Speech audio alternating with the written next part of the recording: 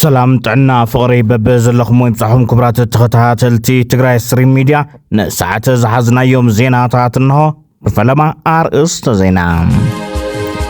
ጀነራል ታደሰ ወረደ ንጥሜት ተመዛበልቲ ትግራይ ተሓታቲ ነጽሩ መንግስት ኢትዮጵያ በጥሜት ተመዛበልቲ ሕጻጽ ንመንግስት ትግራይ ተሓታቲ ገይርሎም ይልኡሆ ነይረ ዝበሎ መጠን ሓገዝ ድማ ዕላው ገይሩ ክንቅርበልኩም ኢና ቲክቶከር አዱናይ ብርሃነ አብዲስ አበባ ቦሌ ክፍለ ከተማ ንሰዓታት ተኣሲሩ ምኽንያት መእሰሪኡ ክነስማዓኩም ኢና ቲክቶከራት ኢትዮጵያ ካብ ሕጻጽ መቀየስ አጀንዳ ተዋሂቦም ኣብ ክልል አምሓራ ሓዱሽ አጀንዳ ክወሃቦም ተገይርሎ ሒዝናዮ ኣለና ሰራዊት ሻዕቢያ ሎሚ ሓደ ሰብ ቀቲሉ 450 ሰባት ድማ ኣሲሩ ብዝርዝር ክንቅርበልኩም ኢና أبز قربا بريزيدنت كينيا ويليام روتو ناب إثيوبيا مصيو مس قدما مينستر إثيوبيا أبي أحمد دحرم الرخابو حدوش سممع تفراري مملو اتسمعنتا منتاي زمن كتايو حيزنا يلونا نلومينا يجو من كالوتن زيناتات حيزنا قريبنا لنا لايك بمقبار جمرو سناي مكتتال نبتي فلما يزينا ننتنسجر لو معلت 15 ور 14 اقوطاصرا غزم اب اغب حدغا مكين هغاطيمم تا تسافر تحيزات تغعز نبرت ابادولا ز عينتا مكينا اب لعليا حيزاتهم كاب زنورو تسافرتي تحد شعو هيوتو زحالفن تتخون كالوتم دما كاب كبيد كساب قليل غدات بصحوم اللهم جنرال ታደሰ ወረደ 2018 ዓመተ ምህረት ግድን ተመዛበልቲ ዓዶም ክምለሱ ከግበር ኢሎም 98.8 ሚኢታዊ መልሱኒ ዓደይ ዝብል ህዝቢ ዘለና ግድን ክምለሱ ክንገብሪና እዚ ተዘገርና ዳርጋ ባዕልና ዘአሰርናዮም ይክብል ገሊጾም كملسو كلو سريدنا لكم زي كونس جدن وريدهم زحازو وصيهم بوحس منجد دحنا تمرقا جيسنا نملسهم نزد ما بك انمي سريعنا نصر حل لنا منقس فيدرال قبوه كفتس ملو كولو أسرت حموشة تحساس كلتشن 10 جمونتن عمد مرتها بزهاب ومجلسي تزاريوهم زي كم زين هلو كومشن مرارحة حدقا سقات إثيوبيا كاد ورح مسكرم كساب تحساس 257 مليون قرش زقمت مالتون 11406 كونتال حجز اخلي اب حصاص نزركو تمزابلتي اب صحنا يلوم توسخ حجز زطلبون تخوينمون غيجاو ممحدار تخلل كفلطنا نير ومبر سوق كبل ايغبا نيرو كبغليصوم انت تتمزابلت حجز كم زيرخو تغيرو زقرب زلو تصبصاب غيغايو كبل كوميشن مرار حدغا سقات ኢትዮጵያ اب حصاص ملكتو زوصو مغلصي افليطوم اتي زلا حجز امعلو ناي معلن مكتتالن حلافነት ናይ ትግራይ ጊዜያዊ መምሕዳር ዝምልከቶ መና አካላት ይሉሎ ኮሚሽን መራርሓ ሓደጋ ስጋት ኢትዮጵያ ፕሬዝዳንት ጊዜያዊ መምሕዳር ትግራይ ጀነራል ታደሰ ወረደ ብግዶም በብመሓወር ዘሎ አካላት ክትትል በዘይ ምግባሮም መስተፈጠረ ጸገም በመሆኑ ታታትነት ክነስዕቢና ክብል ነጋዜጠኛታት ትግራይ ኣብዝሃቦ መግለጺ አፍሊጦም ነስዕቡ ድማ ብዙሓት ተዓዘብቲ መንግስት ትግራይ ወይነት ናይ ኮሚሽን መራርሓ ሓደጋ ስጋት ኢትዮጵያ መግለጺ ከቃወመሎ ወይ ድማ ናይ ኮሚሽን መግለጺ حقን ተኮይኑ እትስደድ ዝነበረ እናበይ የውዕሎ ነይሩ ንምንታይ ከጸብጻብ ዘቅረበ ክሕተተሎ ተባሂሉ እቲ ያበ ተመዛበልቲ ተጋር ተፈጢር ዘሎ ጽዕንቶን ምቅልባስ ድማ ቲክቶከራት ኢትዮጵያ ናብ አምሓራ ገጾም ክዘረጎስ ጓስ ተጀሚርሎም ገለ ቲክቶከራት ኣብ ደብረ ብርሃን ዘሎ ተመዛበልቲ ብጥሜት ያልቅሎ ዝብል አጀንዳ ሒዞም ሓገዛትና ምብጻሕ ጀሚሮም ኣለው حوحات بحصاد زلو ጸገምኒ ፖለቲካዊ ቁማር ክጥቀሙሉ ይጽዕረሎ ዝዓይነቱ መልእኽቲ ዘለዎ ኣብ ፋና ብሮድካስቲንግ ንምቕራብ ምድላዋት ተወዲኡኩም ዘሎ ድማ ካብ አዲስ አበባ ዘረኸብና የሐበሬታ ይመላኸት ከሳሽ ሆኑ መግለጫዎች ሲወጡ እኔ ያልኩት ካልሆነ የትግራይ ህዝብ የራሱ ጉዳይ አይነት የሚመስል የፕሪቶሪያው ስምምነት በዚህ ደረጃ ዜጎችን ተጠቃሚ ማድረግ እንዴት ተሳነው እነዚህ ሰዎች እንዲኖሩ የተፈቀደላቸው አይደለም በህዋት አታይ የኔ ናቸው በሚላቸው ህዝብ ላይ በዚህ ደረጃ መጨከን ስለምንድን ነው መደራደሪያ ያደርጋቸው አንደኛው ታጣቂዎቹ ነው ሁለተኛ ደግሞ ከወልቃይት አካባቢ ተፈናቀሉት ነው ህዋት ለትግራይ ህዝብ ያተረፈለት ነገር የለም ፕሪቶሪያው ስምምነት ዋና ትኩረት የሆነው ተፈናቃዮች ወደ ቦታቸው መመለስ አለባቸው የሚለው ሰባይነት ጉዳይ ከፖለቲካው መብለጥ መቻል አለበት በህዋት መዝገበ ቃላት ግን የትግራይ ህዝብን የፈጠረው ህዋት ነው በችግራቸው ላይ ግን ሌላ ችግር በቁስላቸው ላይ ሌላ ቁስል የሚሰደው ተፈናቃዮቹ ከመመለሳቸው በፊት የኛ ሰርቲፊኬት ይመለስ መውጫ መንገድ ብተወሳኺ ድማ ኣብ አዲስ አበባ ልዕሊ 11 ሚልዮን ብገንዘብ ንግዚኡ ብብር ዘይተገመተ ናውቲ ክዳን ምግቢ ኣፋውስን ካልኦት ማተርያላትን ናብ ሕጻጽ ክእክብ ዝጸንሐ ቲክቶከር ኣዶናይ ብርሃነ ንሰዓታት ኣብ አዲስ አበባ ኣሲሮምዎ ከም ዝነበሩ ተሓቢሩ ኣዶናይ ካብ ዝተፈላለዩ ክፋላት ሕብረተሰብ ሓገዝ እናኣከብ ኣብ ዝነበረሉ ከባቢ ቦሌ ንሰዓታት ብፖሊስ ከም ዝተኣሰረ ተገሊጹሎም ናይዚ ምኽንያት ድማ ኣብቲ ቦታ ዝተረኸበ በዝሒ ህዝብን እቶም ኣባላት ፖሊስ ተዓዘብዎ ሰባትን ዝተኣኻኸብሉ ድባብን ነቲ ምትእኽኻብ ሓገዝ ካብ ምሕዳር ፍቓድ ደብዳቤ ክትረክበለካ ብዝብል ሙግትን ኣዶናይን ካልኦት ኣብቲ ከባቢ ዝነበሩ ሰባትን ኣብ ቀይዲ እትዮም ድሕሪ ምሕታትን ምፅራይን ድሕሪ ስልኪ ምድዋልን ብዙሕ ዘተን ተፈቲሖም ይብል ዝረኸብናዮ ሓበሬታ ጀነራል ታደሰ ወረደ 15 ታሕሳስ 2018 ዓ.ም ኣብ ዝሃቦ መግለጺ ድማ ኣብ ትግራይ ተፈጢሩ ዘሎ ሓደጋ ጥሜት መን እዩ ተሓታቲ ዝብል ትግራይ ኣካል ኢትዮጵያ ኮይና ብዙሕ ዋጋ ከም ዝኸፈለት ክልል ፌደራል መንግስቲ እዩ ክብል ተዛሪቦም ናይ ሃገር ጉዳይ ነምበር 1 ስለዚ ትፑሽ በቃ ናይ ምድፋዕ ዓይነት እንድፋዕ ለና ዓይነት ስሜት ከም ዘሎ ይፈለጥ እዚ ናይ ተማዛበልተውን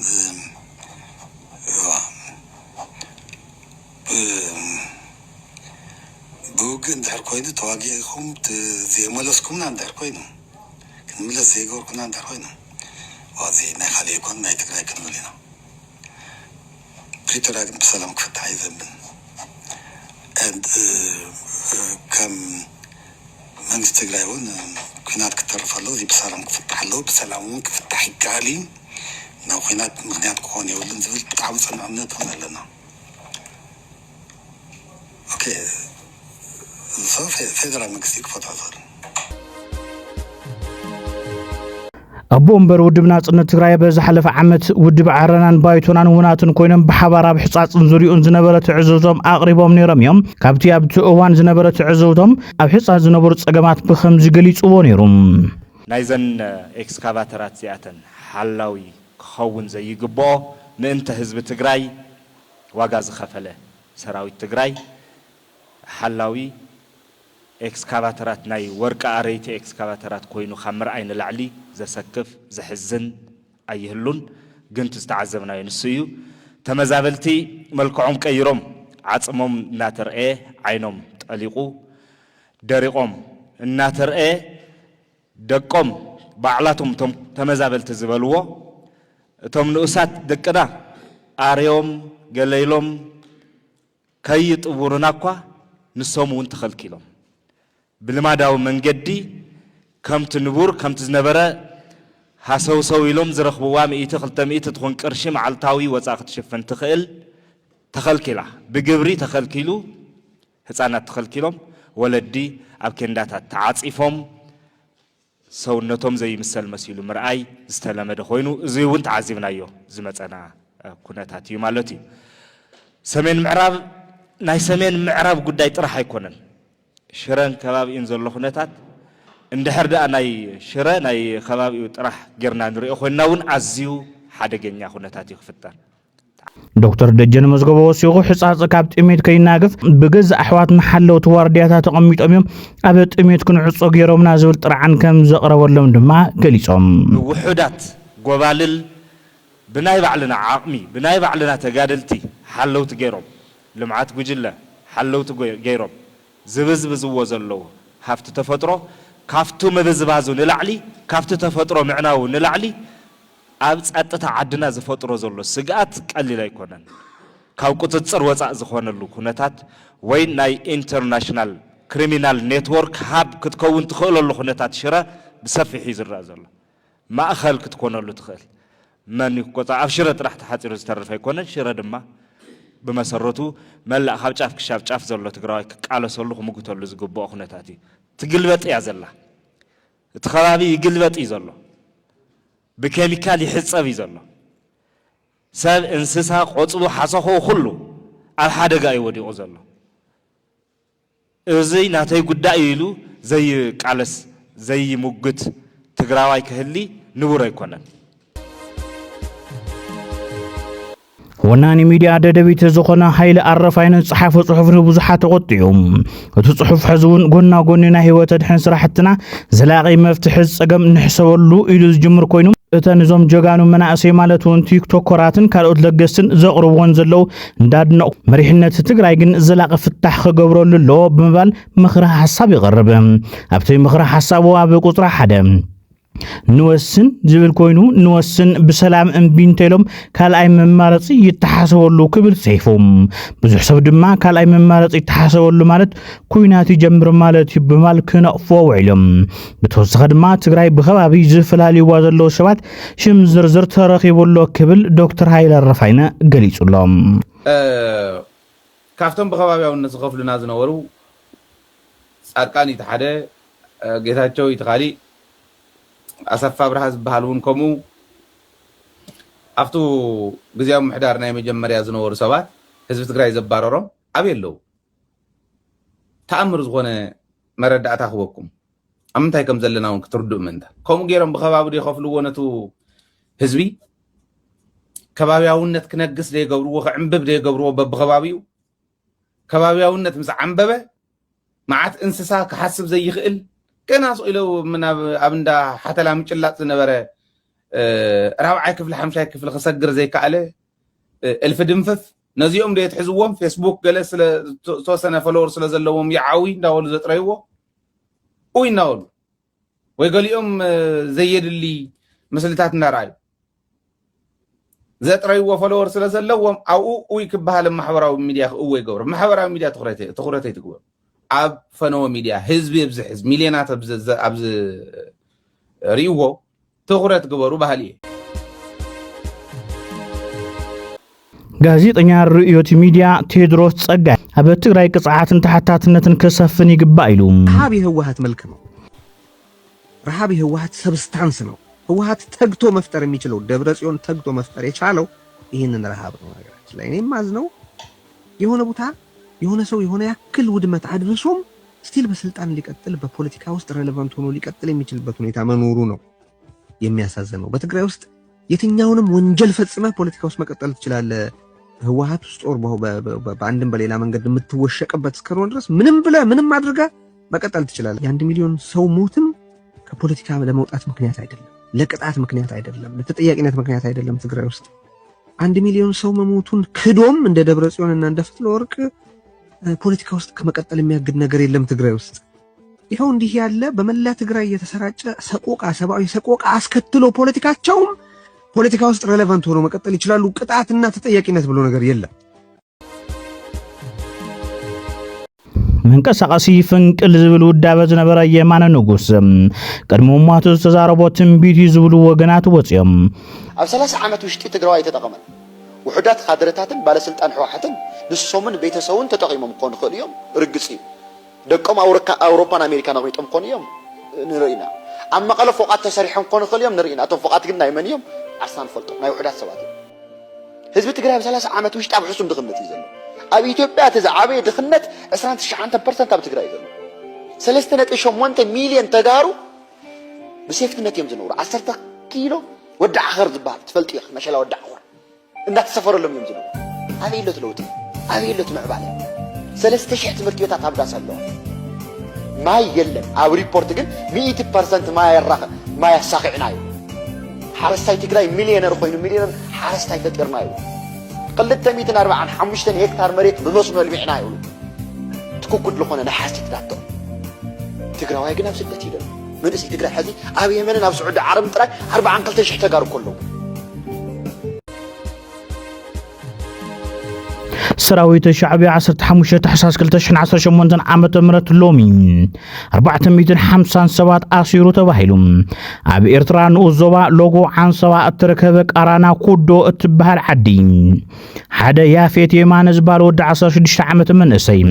ገረብ ቆሪጽካ ፍሓም ኣፍሒምካ ብምባል ወታደራት ኤርትራ ጥይት ተኩሶም ቀቲሎም ተባሂሉ እዚ ምግባሮም ከይኣክል ምስ ቀተልዎ ሬሱ ኣብ ሜዳ ሰጢሖም ውዒሎም በዚ ተግባር ናይቶም ቀተልቲ ሓሪቆም ቁጥዖም ዝገለጹ ልዕሊ 450 ነበርቲ ቃራና ኩዶም ብሰራዊት ሻዕቢያ ተኣሲሮም ኣለዉ ብተወሳኺ ኣቦን ሓውን ናይቲ ብግፍዒ ተቐተለ መንእሰይ እውን ተኣሲሮም ኣለዉ ካብዚ ከይወፃና መንግስቲ ኤርትራ ብልዕሊ ህዝብታት ቀይሕ ባህር ዓፋር ዓልየት ምጥፋእን ጥሕሰት ሰብኣዊ መሰለን ይፍጽመሎ ኢሉ ቦምበር ውድብ ዲሞክራሲ ቀይሕ ዓፋር ኢብራሂም ኑሩ እታ ቦምበር ኣብ ዝሃቦ መግለጺ መንግስቲ ኤርትራ ብልዕሊ ህዝቢ ዓፋር ብዘይ ሕጊ ፍርዲ መቕተልቲ ምጥፋእ ዓልየትን ምእሳር ምስቃይን ኣገዳዲ ወታደራዊ ምልመላን ኣገዳዲ ምምዝባልን ይፍጽመሎ ይብል ካብዚ ተወሳኺ ኣብ ቀይሕ ባህሪ ዓሳ ከይገፉ ምግባር ሓዊሱ ኣብ ዝኾነ ይኹን ምንቅስቃስ ከም ዝተኣገዱ ነብሪሁም ተወለድቲ ዓፋር ካብ ከተማ ዓንሰባን ካልኦት ከባብታትን ናይ ምምዝባል ካብ ኢኮኖሚያዊ ምንቅስቃስ ምግላል መንእሰይ ምስቃይን ምዕፋንን ነዊሕ ዓመታት ኣብ ሕቡእ ቦታታት ናይ ምስቃይ ተግባራትን ከም ዝፈጸመ ሓቢሩሎም መንግስቲ ኤርትራ ኣብ ልዕሊ ህዝብታት ቀይሕ ባህሪ ዓፋር ናብ ጾሖ ዝርከብ ግፍዒ ሰብኣዊ መሰል ብዝምልከት ናብ ኮሚሽን ሰብኣዊ መሰላት ኣፍሪካ ክስ ከም ዘቕረበ እውን ኣብሪሁም እትሕቶ በቱ ኮሚሽን ተቀባልነት ረኺቡ መንግስቲ ኤርትራ ውሽጢ 60 መዓልታት ምላሽ ንኽብ ከም ዝተሓተተ ድማ ተዛሪቡሎም ይኹን እምበር ኣብ ኩናት ትግራይ ናይ ቀይሕ ባሕሪ ዓፋር ኣብ ዓላ ዝተባሃለ ቦታ ዝተፈጸመ ግፍዒ ቀንዲ ተሓተቱ ምዃኖም ዝዝከር እዩ ኣብ መወዳእታ ኣብ ዝቐረባ ፕሬዝደንት ኬንያ ዊልያም ሩቶ ናብ ኢትዮጵያ መጽኡ ምስ ቀዳማይ ሚኒስትር ኢትዮጵያ አብይ አሕመድ ተራኺቡ ድሕሪ ምምላሱ ኣብ ኢትዮ ቴሌኮም ኣብ ሳፋሪኮም ስምምዕ ተፈጺሙ በዚ መሰረት ሳፋሪኮም ዘቕርቦም ናይ ቴሌኮም ቀረባት ብምልኦም ካብ ቴሌ ዘቕርቦ ዋጋ ከይትሕት ብምዝምዕምዑ ሳፋሪኮም ካብ ሎሚ ጀሚሩ ኣብ ዓማዊሉ ክሳብ 82 ሚእታዊ ናይ ዋጋ ወሰኽ ገይሩ ሳፋሪኮም ኣብ ኢትዮጵያ ብዝገበሮ ፈሰስ ከም خسر علاو مقبارو زذكريهم كبرات تغتاتلتنا نسع زحزنا يم زيناتات نزم زخطاتلكم وميموصل نيرم نمكتالكم مسكينا سلام نهزب تقراي سلام نقول ود سب